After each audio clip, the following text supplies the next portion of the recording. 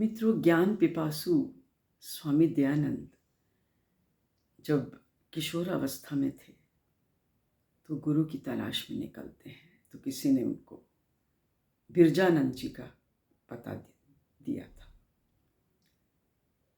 तो वो जाते हैं और द्वार खटखटाते हैं और भीतर से आवाज़ आती है, तुम कौन हो? तो उन्होंने कहा कि गुरुदेव, यही तो मैं जानने आया हूँ कि मैं कौन हूँ। ये प्रश्न दयानंद जी ने नहीं, ये हजारों वर्ष पहले हमारे ऋषियों ने भी अपनी, जब वो साधनारत थे तो उन्होंने पूछा था अपने आप से कि मैं हूँ कौन।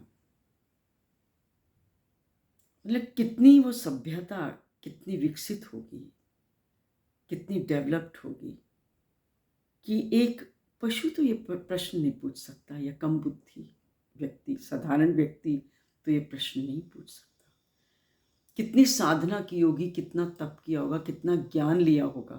पूरे संसार का ज्ञान लेने के बाद जब संतुष्टि नहीं हुई होगी तो तब ये पूछा होगा कि मैं कौन हूँ, मुझे कौन चला रहा है, ये जीवन क्या है, मैं कहाँ से आया हूँ।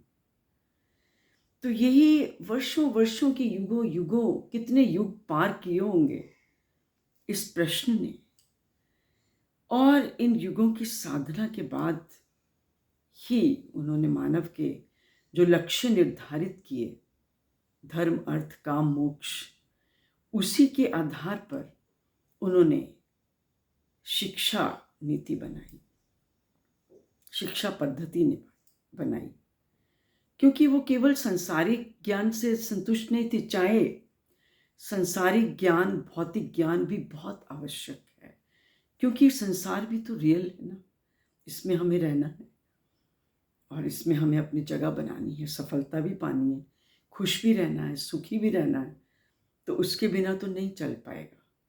तो they never believed in world shunning, और they did not have the tendency of world negating.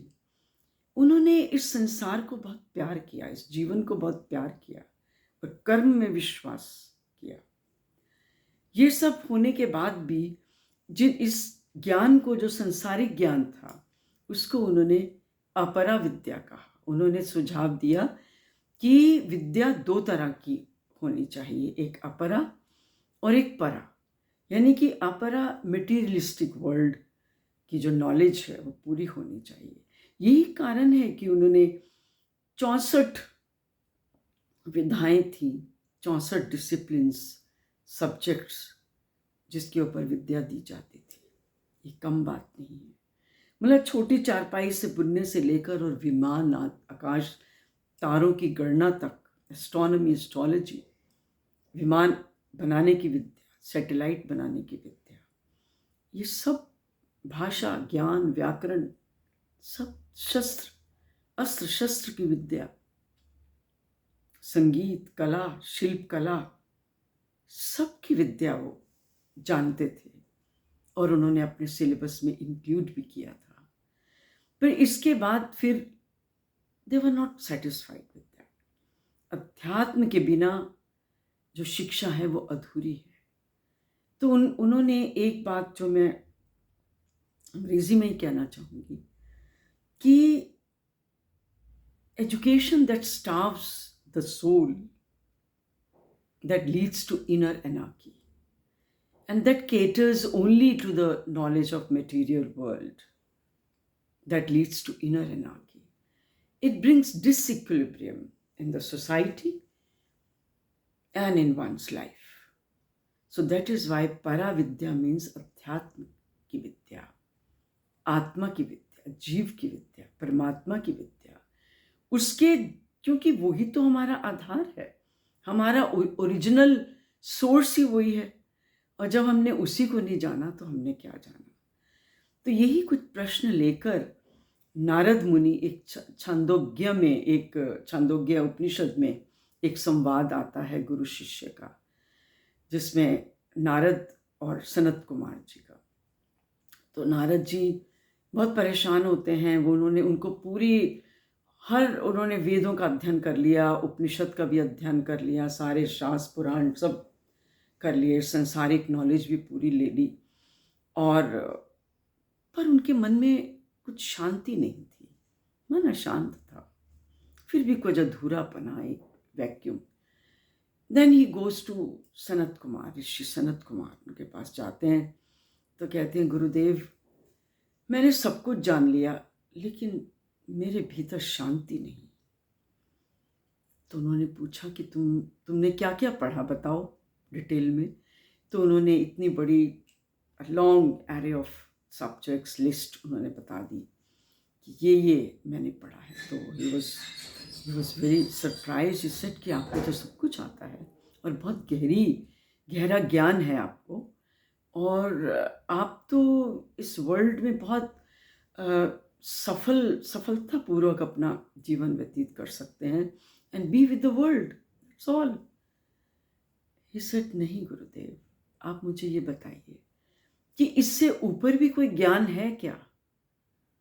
तो उन्होंने बोला, हाँ है। इससे हायर लेवल का जो ज्ञान है, लेवल की जो चीज़ है, वो है स्पीच। कहते स्पीच, हाँ, स्पीच विच इज ग्राउंडेड और which is rooted in truth. और ऋषि, श्रृंगी ऋषि होते थे, उन्होंने 84 ईयर्स तक, 44 साल तक झूठ नहीं बोला था एक बार भी। He never uttered a single lie in his life. और वो जो कह देते थे वो हो जाता था, वाणी सिद्ध हो जाती थी। कहते तो रिवियर दिस स्पीच, इसको ऑनर करो, कभी झूठ मत बोलो, इट इज गॉड गिफ्टेड। और इसी तरीके से महर्षि अत्रि थे, वो 120 साल तक जिए लेकिन कभी झूठ नहीं बोला था। अगर वो आकाश में उड़ते पक्षियों को बुलाना चाहे ना, तो वो बुला लेते थे और पक्षी आ जाते थे। और ये दोनों ही ऋषि ऐसे थे कि अगर किसी को वरदान दे दे तो उसके वारे के न्यारे हो जाते थे,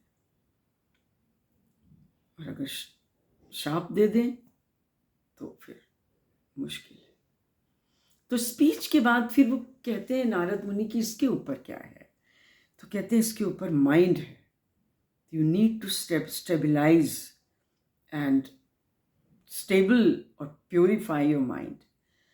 जब आप अपने माइंड को स्टेबल कर लेते हैं और उसको प्योर कर लेते हैं, then you can elevate your self to greater heights. Mind कहाँ कहाँ चला जाता है, वायु की तरह है, दूर दूर लोकों में चला जाता है, चाहे इंद्रलोक में चला जाए, चाहे वरुण, कहीं भी जा सकता है। और इतनी इसमें पावर है, इतनी शक्ति है, टिकता नहीं है। लेकिन अगर तुम इसका सही उपयोग करो तो ये क्या नहीं कर सकता। तो यही कारण है कि माइंड को आप स्टेबलाइज करो, और रेस्टलेस और अनस्टेडी माइंड से आप कुछ भी पा नहीं सकते हो, शांत चित्त होकर ही पा सकते हो। फिर उसके बाद उन्होंने पूछा कि अगला क्या है, तो उन्होंने कहा इंटेलेक्ट, नीर क्षीर बुद्धि, विवेक, जो तुमको अच्छे और बुरे का ज्ञान देती है, सत्य और असत्य के बीच में आपको बताती है कि क्या सत्य है क्या असत्य है। ये विवेक देता है, आपको चुनने की शक्ति देती है, और आपको जजमेंट करने की, जज करने की शक्ति देती है, चुनने की शक्ति देती है। तो ये विवेक को डेवलप करो।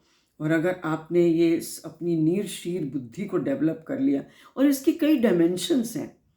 इंटेलेक्ट की एक मेधा बुद्धि, जो कि it is directly connected to cosmos, and same is with ritambhara and prajna. और ये रितंभरा, प्रज्ञा और ये मेधा की जो इन डायमेंशंस को जो डेवलप किया था हमारे ऋषि मुनियों ने, उसी के कारण उन्होंने इतने बड़े बड़े वेद ग्रंथ, उपनिषद लिख दिए। तो ये बुद्धि डेवलप करना भी एक शिक्षा का बहुत बड़ा काम। उसके बाद फिर उन्होंने कहा कि इसके ऊपर जो है अंतःकरण, चित्त, जिसमें हमारी मेमोरी रहती है, स्मृति रहती है, जिसमें हमारे पूरे plans, entire divine plan of God, it stays there. और इसको भी आप अपने स्व संकेतों से, अच्छे सत्संग से, अध्ययन से इस चित्त को आप डेवलप कर सकते हो, आपके सबकॉन्शियस माइंड को। और सबकॉन्शियस माइंड में ही तो हमारी सारी वृत्तियां, हमारी इच्छाएं, हमारी वासनाएं निवास करती हैं। और पुरानी कुछ अच्छी कुछ बुरी, अच्छों को निकालो, बुरों को अपने स्व संकेतों से या सत्संग से, अध्ययन से, मेहनत से, साधना से, तप से आप उनको मिटा सकते हैं। और उसके बाद फिर उन्होंने कहा स्मृति। तो स्मृति का जब नाम आया तो तब नारद जी ने कहा कि हाँ, मैंने millions of years ago I learned verses, mantras मैंने जो पढ़े थे मुझे आज भी याद है। तो स्मृति किससे आती है? जब आप, स्मृति आती है ब्रह्मचर्य से। उससे ऊपर ब्रह्मचर्य है। ब्रह्मचर्य जो है एक आपकी vital energy, and which gives you radiance, which gives you splendor। आप उस वाइटल एनर्जी को, क्योंकि लोमेश ऋषि जो थे वो ब्रह्मचारी रहे, बाल ब्रह्मचारी। और मुनि अगस्त्य, ऋषि अगस्त्य, आपने सुना होगा कि उन्होंने 3 घूंट में सारा सागर पी लिया था। वो 3 सिप्स क्या थे, 3 घूंट क्या थे?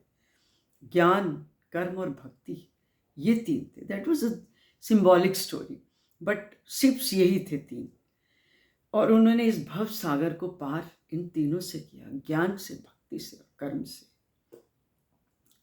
और वो भी ब्रह्मचारी रहे। तो ऋषि का गार्गी ने इसके ऊपर बहुत अच्छा बोला है, मैत्रेय। तो ये है कि ब्रह्मचर्य के बाद उन्होंने पूछा कि इसके ऊपर क्या है? तो उन्होंने बोला इसके ऊपर है अन्न। अन्न जो है वो ही वाइटल ये फ्लूइड बनाता है, वही, उसी को प्रिजर्व करने की ज़रूरत है, और वही, इसी से सृष्टि चलती है, संसार चलता है, और उसी से ही प्रोजनी होती है, आगे जनरेशन बढ़ती है ना। तो इससे ऊपर क्या है? पृथ्वी। और पृथ्वी वो तो जननी है, वो तो गर्भ में भी हमें नर्चर करती है, नरिश करती है, बड़ा करती है। और वो तभी तो मात्र को ये एक धरती का रूप ही तो माना है पृथ्वी, जननी, वो जन्म देती है। और इसी तरीके से, और पृथ्वी से तो सब अन्न पैदा होता है। सारा अन्न, जल, पान जो भी हम लेते हैं सब पृथ्वी से लेते हैं, उसी से जीवन है। वो हमारी धरती माँ है, तभी हम पृथ्वी की पूजा करते हैं। और पृथ्वी ते आदिता लोका देवी तुम च विष्णुनाथ तुम च धार्या माम देवी तुम करो जासमान। हम सुबह उठते ही पहले धरती माँ को माथे से पूजा करते हैं, उसकी धरती माँ का माथा लगाते हैं। उसके ऊपर है अग्नि। अग्नि, it is all pervasive in the Cosmos and this activates the entire world. और अग्नि भी कितनी तरह की हैं। और अग्नि, ये जो हम सोचते हैं ये भी अग्नि है, आत्मा भी अग्नि है। जो जब हम किसी को छूते हैं, भीतर अग्नि, जठर अग्नि है, छूते हैं तो गर्म महसूस होता है। वो अग्नि तो हमको जीवन देती है। जब आदमी का देहांत हो जाता है तो सबसे पहले वो ठंडा पड़ जाता है, उसकी अग्नि खत्म हो जाती है। तो अग्नि, ये अग्नि, और एक जो जलती है अग्नि, उसके पीछे कौन है? उसके पीछे वही शक्ति तो है, ब्रह्म शक्ति है। तो अग्नि भी बहुत सूक्ष्म है, पृथ्वी से सूक्ष्म अग्नि, और अग्नि से सूक्ष्म अंतरिक्ष। और अंतरिक्ष एक बहुत सटल होता है, जो कि जहाँ पे ये सब निवास करते हैं, अग्नि है, वायु है, ये सब। और हमारी मेधा बुद्धि का डायरेक्ट कांटेक्ट जो है हमारा, वो स्पेस से है, अंतरिक्ष से है ना, महत्व। उसके बाद अंबर। अंबर क्या है? दैट इज जिसमें सारे लोक हैं। लूनर आपका स्पेस है, सोलर स्पेस है, ध्रुव मंडल है, सप्तऋषि मंडल है, स्पेस ऑफ 7 सेजेस, ध्रुव मंडल। इसके बाद फिर कई और भी, आरुणि मंडल, अगस्त्य मंडल, और फिर ओम भुवम भुवम स्वहा ओम महा ओम जना ओम तपा ओम सत्यम।